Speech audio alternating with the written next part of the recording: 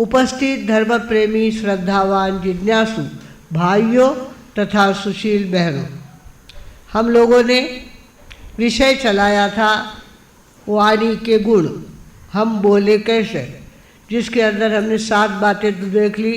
कार्यपूरितम, गर्वरहितम, अतुच्छम, धर्म संयुक्तम, निपुणम, स्तोकम, पूर्व संकलितम।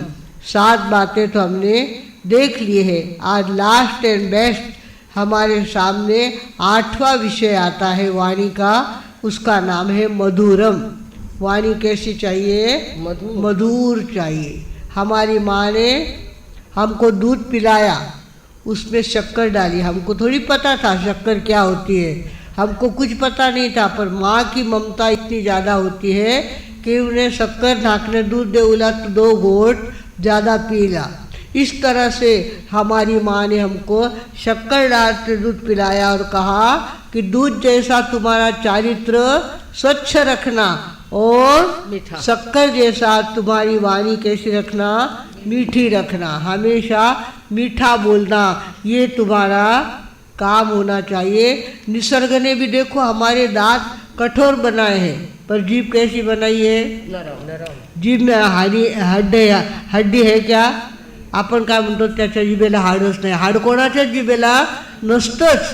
तर कुदरत कौन मंजूर है शक्ति बयान में, कुदरत कौन मंजूर है शक्ति बयान में, पैदा हुई न इसलिए हड्डी जुबान में, पैदा हुई न इसलिए हड्डी जुबान में। हमारी जीभ भी कहती है नरम बोलो, मीठा बोलो, अच्छा बोलो, गलत मत बोलो। इस तरह से जीभ की भी हमको सूचना मिलती रहती है। भगवानों, हमें चाहिए हम अपने जीवन में मीठा बोलना सीखें, मधुर बोलना सीखें। हमारी भावना बहुत अच्छी होती है, पर बोलने का ढंग अच्छा ना होना तो किराए पर पानी फिर जाता है। रसोई घरी चोखी होती पण मीठ कमी होतो। अब इतना नहीं क्या होता तो कहीं बिगड़तो, कहीं होतो जिसको खायले होता तो कहीं बिगड़तो। पर हमारी आदत है उसमें से कुछ नुक्स निकालना और किसी तरह से उसको डोमिनेट करना, ये हमारी आदत है। किसी का रास्ते में चलते आगे चलने वाले का रुमाल नीचे गिर गया, नीचे गिर गया, आपकी भावना है उसका रुमाल उसको वापस देना, आपको लेने की भावना नाही। पण कसं बोललं तुम्ही, आंधळ्यासारखा काय चाललाय बघ, तुझा रुमाल खाली पडला। आता भर रस्त्यावर आंधळा नसतं सांगितलं असतं, रुमाल नसतं दिला तर बरं झालं असतं, पण आंधळा सांगून नंतर रुमाल दिलं तर त्या रुमाल दिल्याची किंमत त्याला वाटली का? नहीं होती। भगवानों, बोलना अपने आप में व्यवस्थित चाहिए। जिस घर में अच्छा बोला जाता है उस घर के भाग्य बढ़ते हैं, और जिस घर में सवेरे से बोलचाल चालू हो जाती है, कटकट चालू हो जाती है, उसका पैसे को पैसा लगता नहीं है, भाग्य कभी सुधरते नहीं है। एक घर के अंदर 4 भाई थे, माता पिता दोनों गुजर गए थे, और घर में रसोई करने वाला कोई नहीं था। अब ऐसे घर में कौन दे जहाँ इनकम का कोई सोर्स नहीं है, जो घर साधारण है, तो कौन दे? तो एक कानी लड़की थी। कानी लड़की के पिता ने कहा कुछ भी हो, जो बच्चे खाते हैं वो इसको भी मिलेगा, पर मेरी बेटी का सवाल पूरा हो जाएगा। उन्होंने क्या किया, अपनी बेटी को उस घर में दे दिया। अब बेटी क्या करती, पूरा घर संवारती, पूरे घर की रसोई बनाती, पूरे घर की व्यवस्था करती। कुछ भी हो, मेरा घर है, मुझे मिला है, मेरे देवर है, इस तरह से वो आनंद से उस घर में रहती थी। ये बच्चे सारे स्कूल में जाते थे। स्कूल में जाते आखिरी क्लास होता है खेल का। खेल खेलने के बाद एक देवर घर में आया और उसने कहा, क्या कहा, कानी भाभी पानी पिलाओ। प्यास लगी थी उसको। अब ऐसे ही कह सकती थी ना कि भाभी पानी दो, बहुत प्यास लगी है, पर उसने क्या कहा, कानी भाभी पानी पिलाओ। उसका तो पारा चढ़ गया।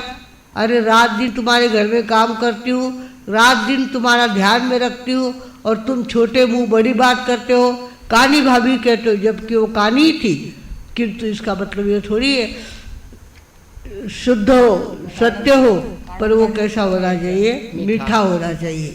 सत्य, कटु सत्य किसी को पसंद नहीं आता। भगवान ने कहा है कानम काने तिनो वैजा, काने को काना मत कहो, अंधे को अंधा मत कहो, लंगड़े को लंगड़ा मत कहो, कुछ भी हो वो सच्ची बात है, वो लंगड़ा ही है, किंतु आप कहेंगे उसको यहाँ चुभेगा, इसको दर्द होगा। जहाँ तक बने मीठी भाषा का प्रयोग करना चाहिए। तो उसने क्या कहा? कानी भाभी पानी पिलाओ। उन्हें कहा पानी पिलाएगी मेरी जुत्ती, तुम्हें कोई पानी पिलाने, मैंने कोई सर्विस नहीं इस घर की ली हुई है, मैं तुम्हें कोई नहीं पिलाऊंगा। और उसके बाद दूसरा देवर खेल का क्लास पूरा करके वापस घर में आया। उसने क्या कहा? रानी भाभी पानी पिलाओ। क्या कहा? रानी भाभी पानी पिलाओ। उसने कहा मेरे देवर को पानी नहीं, मैं तो क्या पिलाऊंगी? शरबत पिलाऊंगी, शक्कर डाल के शरबत पिलाऊंगी। मेरा देवर किसके नसीब में है? मेरे नसीब में है, मेरे देवर की मैं सेवा करूंगी। अब का और रा में फर्क। एक ने कहा कानी भाभी पानी पिलाओ, दूसरे ने क्या कहा? रानी भाभी। का और रा में फर्क पड़ा, पर उसके कारण कितना जमीन आसमान का अंतर पड़ गया। पहले देवर के मुंह से शब्द निकला तो वो एकदम नाराज हो गई, और दूसरे देवर ने कहा रानी भाभी पानी पिलाओ, तो कहने लगी मेरे देवर को पानी नहीं शरबत पिलाऊंगी। इस तरह से फर्क पड़ जाता है। भगवानों, बोलने का भी अपना एक ढंग होता है। और जहाँ तक बने आदमी अगर बोल करके अपनी ज़िंदगी को सुधार सकता है तो उसकी अपनी ज़बान है, उसका अपना मुंह है, और वो अपने घर में अच्छा बोल करके वातावरण तैयार कर सकती है। कुछ घर ऐसे होते हैं जो संस्कारी होते हैं, जहाँ ऊंची आँख भी की हुई नहीं चलती। बोलना तो बहुत बड़ी बात है, पर ऊंची आँख करके भी बोलना नहीं चलता है। इस तरह से वो घर में डिसिप्लिन होती है। डिसिप्लिन होती है, बड़े से लेकर छोटे तक पूरे ध्यान रखते हैं। छोटे बच्चों को भी बोलेंगे बाबू साहब कहेंगे। क्या कहेंगे? बाबू साहब कहेंगे, ए बाबू नहीं कहेंगे। इस तरह से कुछ लोगों की पद्धति होती है बोलने की। और कुछ लोगों के घर में सवेरे से कटकट चालू हो जाती है, दूध लावने कुन जावे, ओके मैं नहीं लावनार, ओके मैं नहीं लावनार, हो गया वहाँ से चालू। और इस तरह से कटकट कटकट घर में होती है तो वो घर फटता जाता है। उस घर में कपड़ा फटता जाता है, धीरे धीरे इतना फट जाता है कि उसको हम सी भी नहीं सकते, ना जोड़ भी नहीं सकते। भगवानों, एक घर ऐसा था जिस घर में उस बाई के मुंह में कटकट थी। बाई के मुंह में कटकट थी, मुर्दा उठ, वो वहाँ से चालू करते थे। वो हल्का शब्द बोल करके उठाती थी तो सबको पसंद नहीं आता था। और घर में वातावरण पहले से ही क्या होता था, वो ऐसा बोली, फिर वो दूसरा ऐसा ही बोलेगा, तीसरा ऐसा ही बोलेगा, करते करते वातावरण बिगड़ जाता था। और एक लड़का था उसके घर में जो बड़ा हो रहा था, पर उसके घर का वातावरण उसको बिल्कुल पसंद नहीं था। जिमन बैठा तरी कटकट, पानी पीवा तरी कटकट, उठा तरी कटकट, सुआ तरी कटकट, ऐसा उसको तंग आ गया। उसने कहा इस घर में रहना ही नहीं। वो क्या करने लग गया? बाहर रहने लग गया। बाहर रहता और घर में आता ही नहीं। घर में गए कि कुछ न कुछ कटकट होगी, घर में गए न कुछ कुछ कटकट होगी। इसके लिए वो क्या करता? बाहर रहता। अब बाहर रहो या घर में रहो, भूख के समय भूख तो लगती है ना। अब भूख के समय भूख लगती थी और घर में तो जाना नहीं, फिर खाना कहाँ? वो क्या करने लग गया? धीरे धीरे चोरी करने लग गया। छोटी छोटी चोरी करता, किसी की नोट चुरा लेता, किसी के पैसे चुरा लेता, और धीरे धीरे उन पैसों से अपना पेट भरता और बाहर ही रहता था। बाहर स्टैंड में सो जाता था, घर में जाता ही नहीं था। मुर्दा करके जहाँ जिस घर में शुरुआत होती है उस घर में क्या जाके सोना, वो सोता ही नहीं था, वो बाहर ही रहता था और चोरी करके पेट भरता था। चोरी करते करते इतनी प्रैक्टिस हो गई उसको। Practice makes a man perfect. Practice से आदमी परफेक्ट हो जाता है।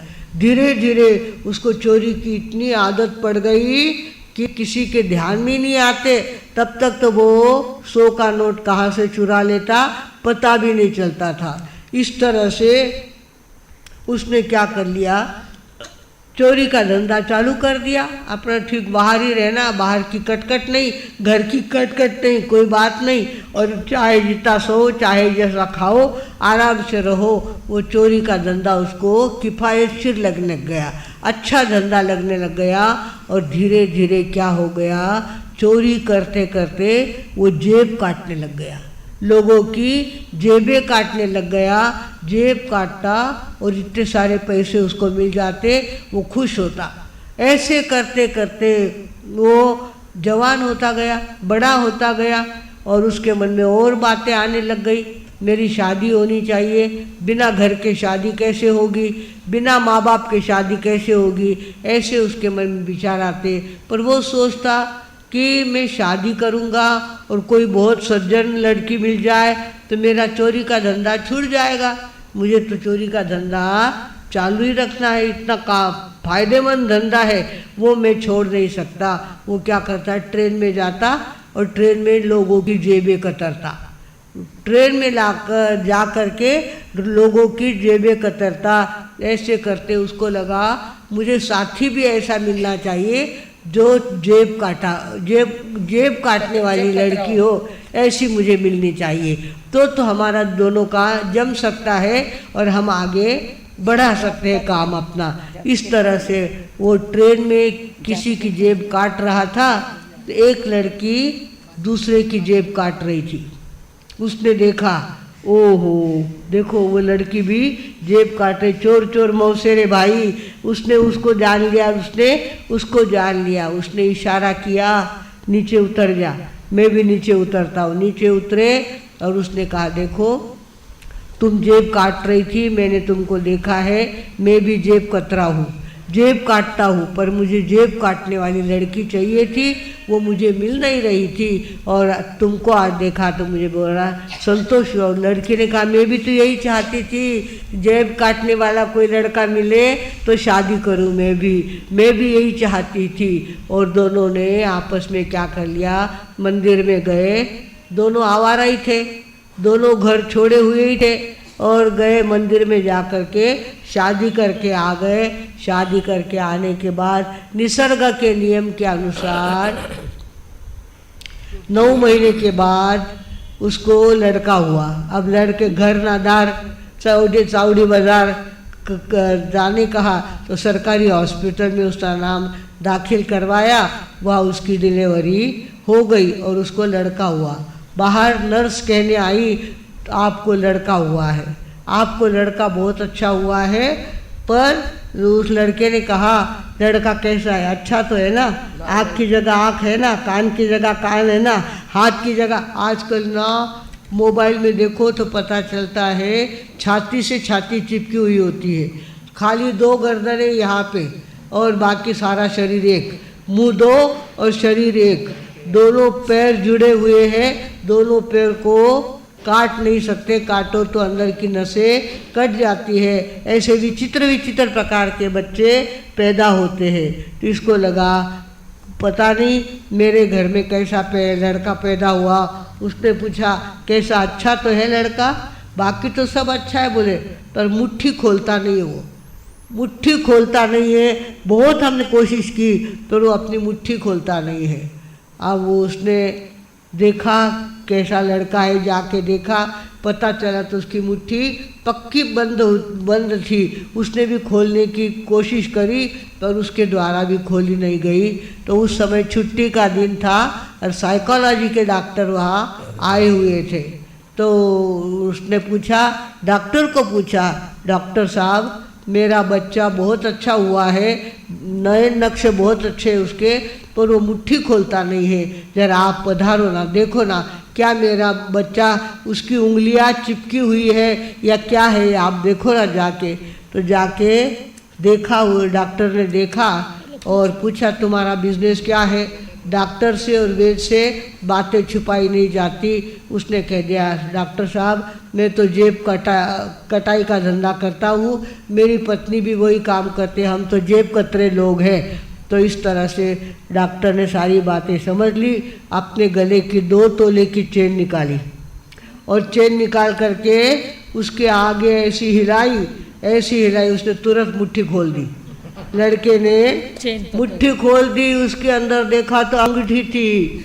डॉक्टर नर्स ने कहा मेरी अंगूठी कहाँ गई? मैं लगातार देख रही हूँ, मुझे अंगूठी मिली नहीं। इस लड़के ने जन्म के साथ ही मेरी अंगूठी ले ली। ओहो, ये लड़का इतना बचपन से ही चोरी करना सीख गया है। अब माता पिता इतने एक्सपर्ट चोर थे तो उनका बच्चा कैसे होगा?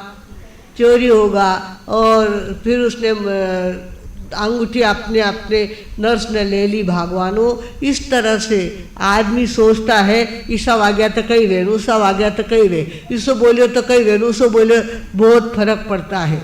माता पिता के संस्कार होते हैं, ऊंची बोली जिस घर में होती है सारी ऊंची बातें वहाँ होने लगती हैं। और जहाँ माँ बाप असंस्कारी होते हैं, गालियाँ देने वाले होते हैं, लड़ने झगड़ने वाले होते हैं, उनके घर कैसे बच्चे पैदा होते हैं?